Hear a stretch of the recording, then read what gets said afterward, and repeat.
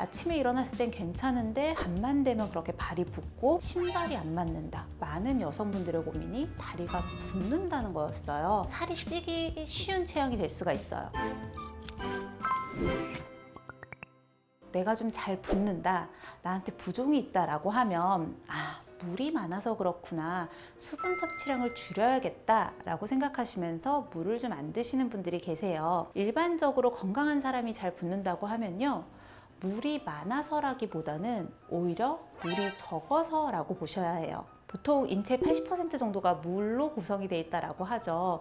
보통 이건 어린아이들 기준이고요. 성인 같은 경우는 한 60-70% 정도가 수분으로 구성이 되어 있다고 보는데, 인체를 구성하는 이 수분을 잘 비교를 해보면 일단은 혈관 안에 흐르는 혈액들도 수분으로 구성이 되어 있겠죠.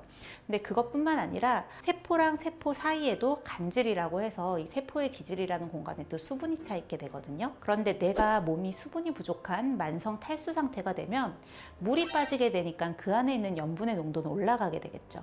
그러면서 세포 쪽으로가 염분이 더 높아지고 삼투압이 올라가게 되니까 혈관에서 이 삼투압 농도를 맞춰주기 위해서 수분이 오히려 간질 쪽으로 빠지게 되는 거예요. 그러면서 오히려 내 몸은 붓고 있는데 실질적으로 내 몸속에서는 수분이 부족한 상태라는 거죠. 특히나 다리가 붓는다고 고민하시는 분들이 많으시죠. 우리가 다리가 붓는 이유를 혈액순환의 측면에서 보자면요, 우리 몸에서 혈액이 쭉 돌 때 일단 심장에서 동맥으로 나가게 되죠. 그때는 심장 근육이 펌프처럼 쫙쫙 쫙줘서 우리 몸 구석구석 동맥을 통해서 쭉 혈액과 영양분을 전달을 하게 돼요. 동맥은 심장이 짜주니까 구석구석 갈 수 있는데, 이미 내려가 버린 혈액이 다시 돌아오는 데는 심장 같은 펌프가 없거든요. 그래서 이 펌프 역할을 간접적으로 해줄 수 있는 게 종아리나 하체의 근육이에요. 남성분들은 비교적 몸의 근육이 잘 발달이 되어 있는 편이니까 돌아오는 정맥도 종아리 근육들이 잘 짜줄 수가 있는데, 문제는 여성분들이죠. 보통 근육량이 적은 분들이 많으시고요. 체격에 비해서도 근육량이 좀 부족하다 보니까 종아리 근육이 효과적으로 이렇게 혈액들을 짜내줄 수 없는 경우가 많아요. 건강하신 분들인데 유독 다리가 많이 붓는다고 하면 생활 습관 자체가 많이 서 있거나 계속 앉아 있는 분들이 많으세요. 그런 분들은 종아리에 근육을 쓸 일이 없다 보니까 더 많이 우려리 되어 있는 경우들이 있죠. 그리고 선천적으로 타고나길 워낙에 근육량이 적은 분들도 좀 더 많이 다리가 부으실 수 있고요. 부종은 아무래도 나트륨이랑 영양이 가장 많이 엮여 있어요. 말씀드린 것처럼 삼투압 때문에 부종이 생기는 경우가 많은데, 이 삼투압은 결국 나트륨의 농도를 맞춰주는 거여서 짠 음식을 좋아하시고 물을 좀 적게 드시는 분들은 좀 더 잘 부을 수 있습니다. 다리에 쥐가 많이 나는 거는 부종의 문제인 거예요? 그것도 원인이 부종과 비슷하다고 볼 수는 있을 것 같아요. 근육 쪽으로도 제대로 혈액순환이 안 되고 노폐물이 빠져나가지 못하고 피로물질도 계속 쌓이게 되겠죠. 그러면서 이제 근경련, 그러니까 쥐 나는 게 이제 근육으로 보면 경련을 일으키는 거니까 이런 현상들이 나올 수 있거든요. 그래서 내가 평소에 좀 자주 쥐가 나는 사람들이다 라고 하면 하체에 적당한 운동을 해주고 스트레칭을 해주는 게 부종도 풀고 또 그런 쥐 나는 것도 좀 줄이는 데 도움이 될 수 있어요.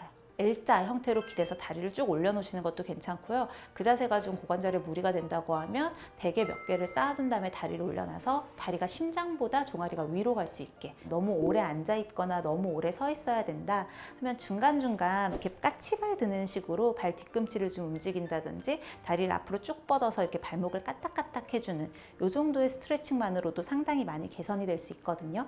그래서 잊지 말고 1시간에 한두 번 정도 이런 스트레칭을 동반해 주시면 좋을 것 같아요. 의사연! 붓기를 놔두면 살이 된다 이런 얘기 많이 하잖아요. 하체 붓기도 살이 되나요? 엄밀하게 말하면 부종 자체가 살로 변하진 않거든요. 근데 부종이 오래 있다 보면 살이 찌기 쉬운 체형이 될 수가 있어요. 림프관 순환이나 혈액 순환이 제대로 되지 않는다는 건 결국은 지방 대사가 제대로 이루어질 수가 없다는 거예요.